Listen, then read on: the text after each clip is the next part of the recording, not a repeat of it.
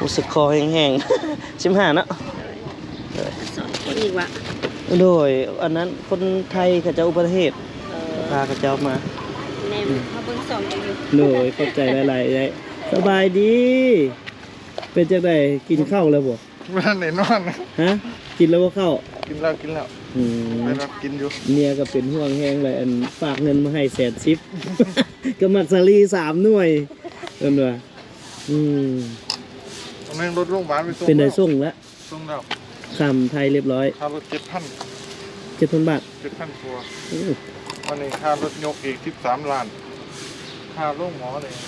เกือบ10,000นะตีไปได้10,000ร่วมคันลงไทยยา10,000แต่มันก็สิมีประกันให้เขาเจ้าติดเนาะสาวโสดโอ้ยสาวโสดนี่ถ้าบ่มีผัวเอ้ยเฮาจะได้รถจักรบ่มีเงินจะบ่มี 3,000 เดี๋ยวนี้หั่นจะได้รถจักรนี่หั่นโอ้ยบ่มีรถจับ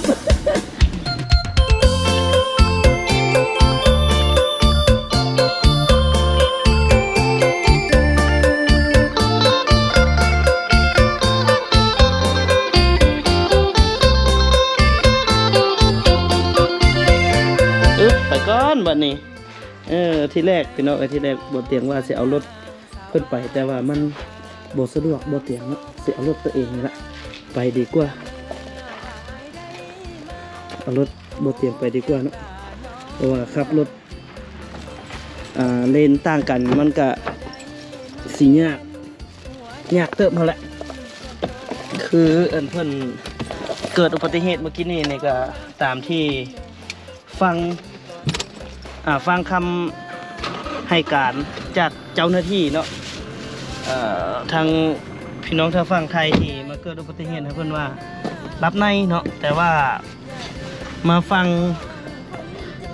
งโชเฟอร์รถคู่กรณีเพิ่นว่ากับเฮาเบิ่งเนาะเฮาเบิ่งสถานการณ์อยู่ในอยู่ตามทางนะตามที่สังเกตเบิ่งกับแบบเพิ่นแล่นมาซื่อๆเนาะน่าจะหลงเลนบ่หรือว่าแซงหรือว่าอาจจะแซงเนาะเพราะว่าเส้นทางอยู่ลาวนี่มันเป็นเส้นทางนั้นอยู่แล้วเนาะเส้นทางสวนอยู่แล้วพี่น้อง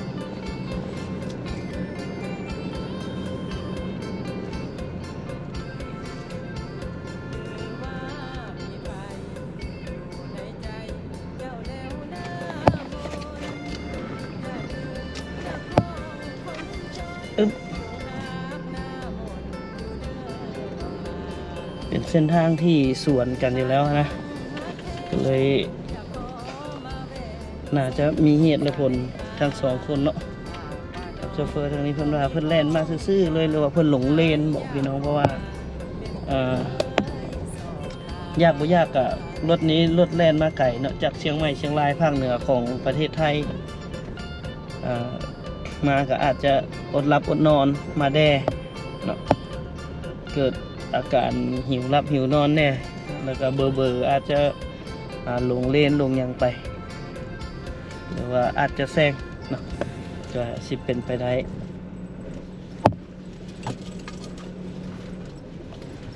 ก็เลยมาเกิดอุบัติเหตุในวันนี้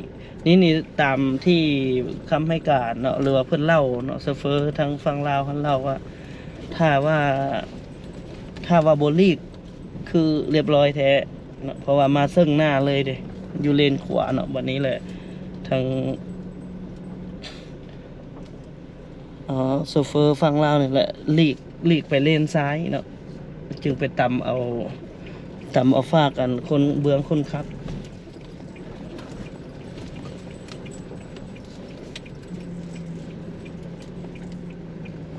เบื้องคนขับของพี่น้องฝั่งไทยเนาะเบื้องคนขับนี่สิตำเอากับเบื้องคนโดยสารของคนลาวเนาะจึงเฮ็ดให้โชเฟอร์ทางฝั่งไทยนะครับบาดเจ็บนักเติบเลยพี่น้องแข้งหักจีกขาดหมดเลยอันนี้ก็ต้องขออภัยนำหลายๆที่เอาภาพขึ้นให้เบิ่งตอนนี้บอต้อมไปซ้อยนะพี่น้องบอต้อมมาซ้อยเพิ่นนำส่งห้องหมอโช อยเพื่อนนำส่งห้องหมออยู่ห้องหมอแขวงขม่วนเนาะวันนี้เนี่ยคนเจ็บหาถึกนำส่งตัวข้ามไปจังหวัดนครพนมแล้วบอต้อมนี่บ่มีรถกลับบัดนี้ในเมืองบอต้อมบ่มีรถกลับแล้ว เงินติดตัวเพิ่นว่าก็มีอยู่แต่ว่าบ่ฮู้ว่ามีสำใดเนาะบ่เตียงก็เลยว่าคันมันยากหลายก็เดี๋ยวบ่เตียงสิแล่นลงไปเอาซะสินะเฮ็ดจังได๋เฮาก็ซอยๆกันเนาะเพิ่นก็สิบ่มีรถมาบ่เตียงก็สิลงไปหาเพิ่นใกล้จะฮอดทักแขกแล้วพี่น้อยเดี๋ยวเขาสิเดินทางไปครับเบาต้อมอยู่ที่ห้องหมอเนาะเพิ่นมาส่งคนเจ็บก็ทีแรกเพิ่นก็แซดมาบอกว่าให้ผู้ใดก็ได้ไปหาเพิ่นอยู่โรงพยาบาลเนาะวันนี้ติดต่อหาผู้ใดก็บ่ว่างหาน้องเคยเพิ่นวันดีกับบ่ว่างข้าเจ้าก็มีเวียกมีงานของข้าเจ้านะ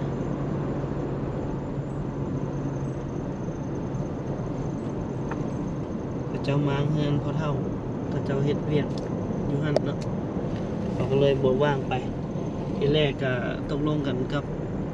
น้องจ้อยว่าสิให้เพิ่นจ้างโดยสารขึ้นไปเนาะจ้างรถสายทางขึ้นไป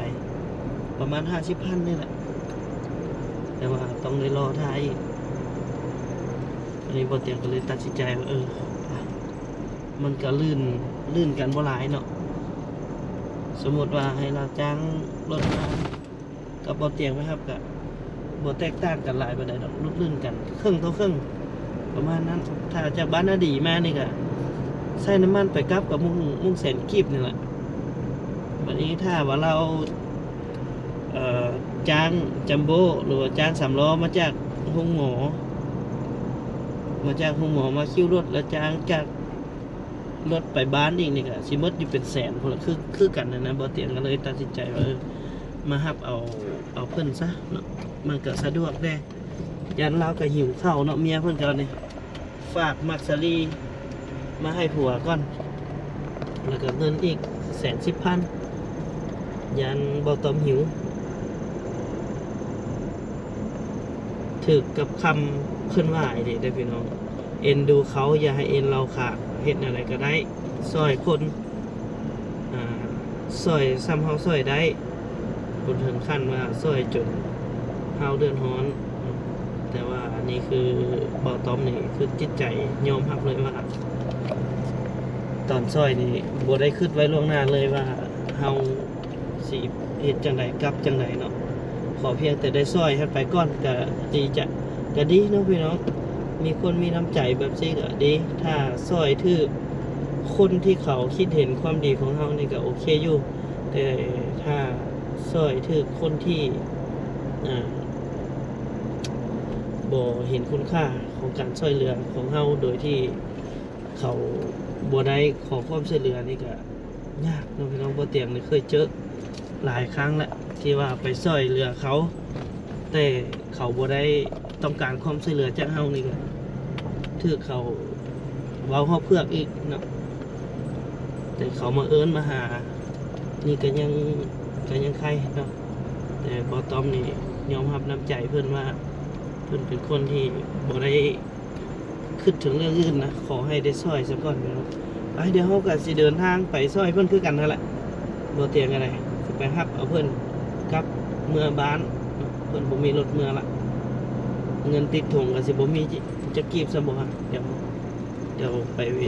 สอบถามเพิ่นก่อนเป็นจังได๋หอดห้องหมอแล้วบ่ฮู้บ่ต้อมอยู่ไสเนาะบัดนี้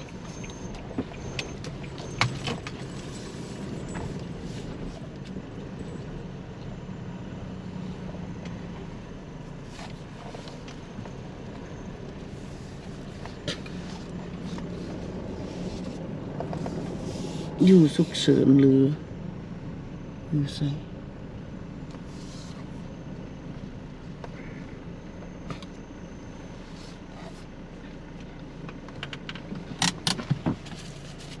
แบต เบิดระบบ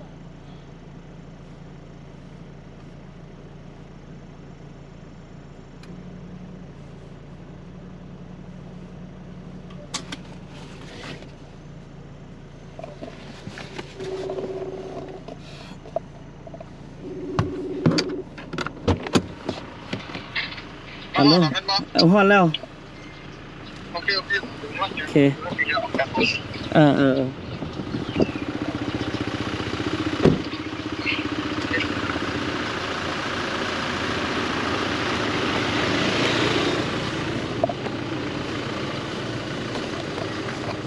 เดี๋ยวเราเอาตอมอยู่จุดนี้ก่อนพี่น้องเอ้ยเราอยู่ยังอยู่สุกเสริญอยู่หรือว่าอยู่ใส่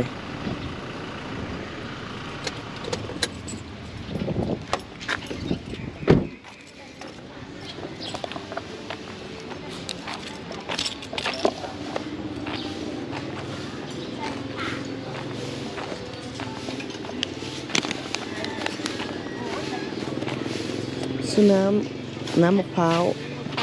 เท่าไหร่ก็15,000ครับ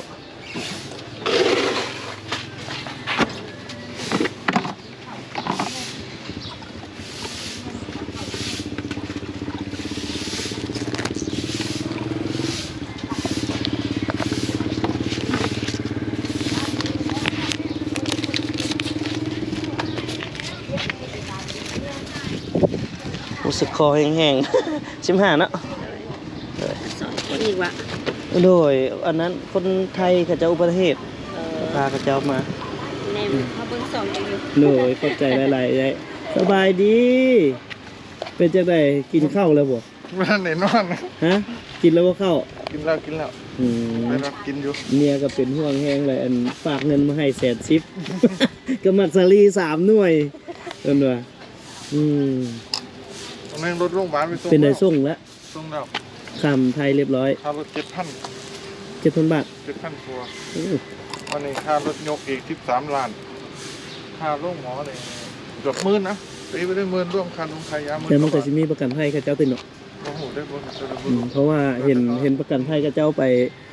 หั่นบ่เตียงก็ไปเช็คเบื้องเครื่องเพื่อนนำเจ้าหน้าที่พอดีไปเพื่อนก็เช็คเบื้องมีเงินเหรียญนะประมาณ1,000 บาทนี่แหละเหรียญ10เหรียญ5คืออยู่น่ะเนาะเรายอดไว้ฮะนะในกระป๋องโอ้เฉพาะ1,000 บาทนี่ก็เป็นแลกแห่งร้านค้าเป็นแลกร้านค้าฟังไทยแห่งมักแล้วเขาไปทอดลูกค้าเนาะแม่นน่ะกองเลยกับเจ้าหน้าที่เพิ่นว่าบ่เตียงมานับซอยหน่อยมาถ่ายคลิปไว้เลยนี่เพิ่นบอก1,000 กว่าบาทคักแล้วเอาไปแลกฟังไทยแม่ค้าแห่งมักเนาะเงินเหรียญเอายังว่าน่ะไม่อยากก็อันคอนเทนต์กับเจ้าบ่าววินเนาะไปเฮ็ดซื้อรถจักรกันนะซื้อมอเตอร์ไซค์ว่ะเอาเหรียญบาทโอ้ยนับ8 มื้อ เอาพี่น้องเอ้ยมาฮอดบ่ตอมแล้วสิไปกินข้าวบ่หรือว่าจังได๋ไปเฮียนได้หิวนอนแห้งบ่ได้เมื่อเลยเนาะ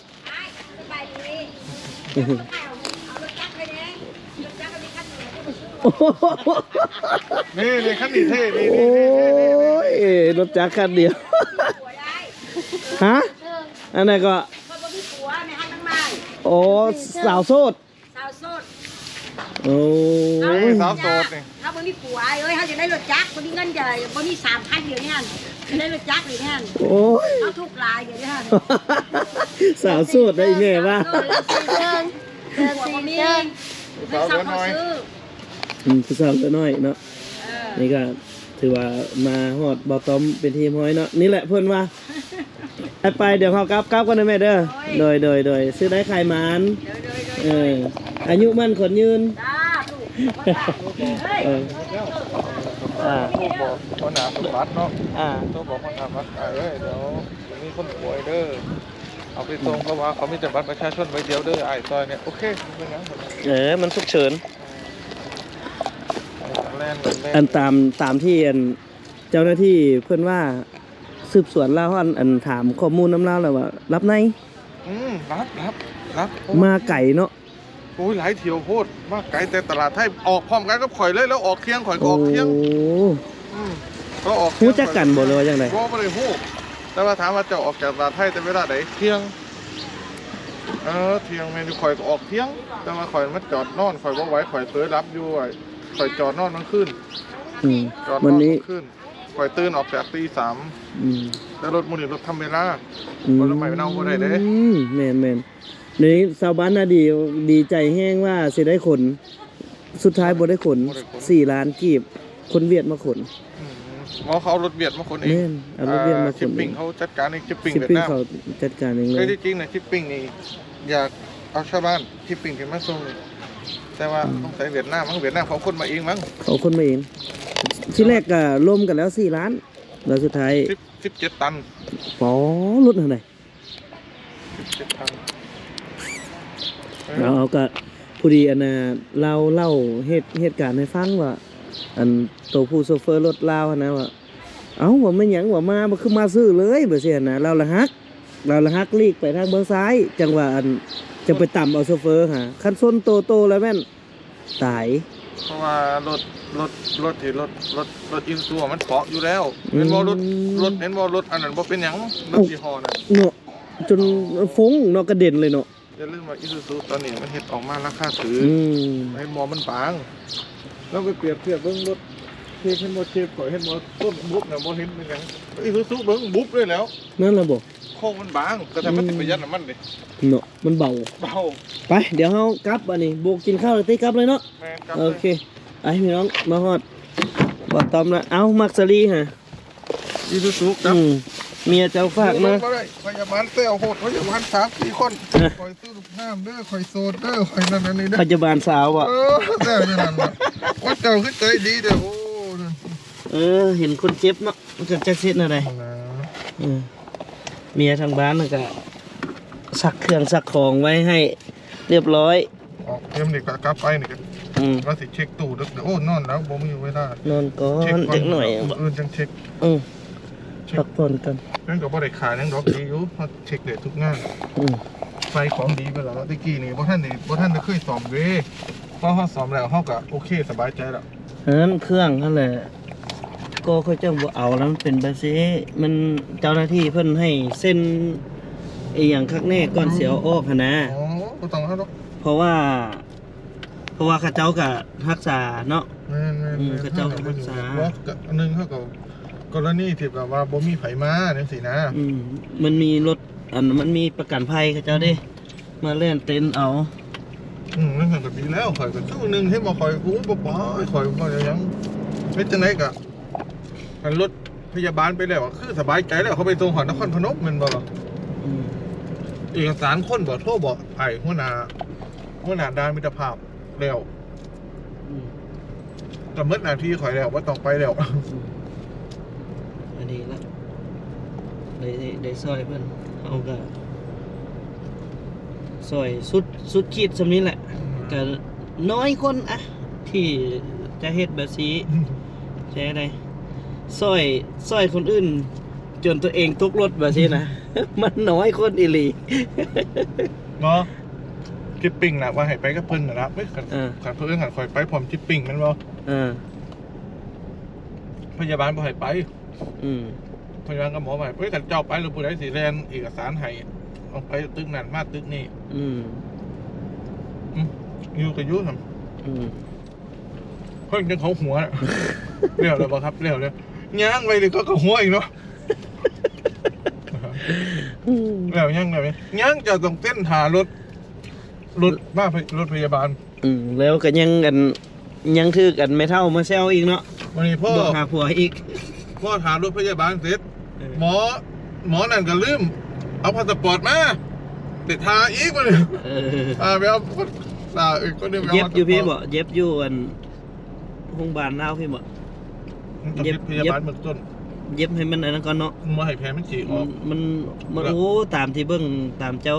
แล้วก็ใส่เลือดก่อนปุ๊บนึงเพราะว่าเลือดออกหลายแห้งโอ้เลือดนะห้องเต็มเลยนะอยู่นั่นน่ะ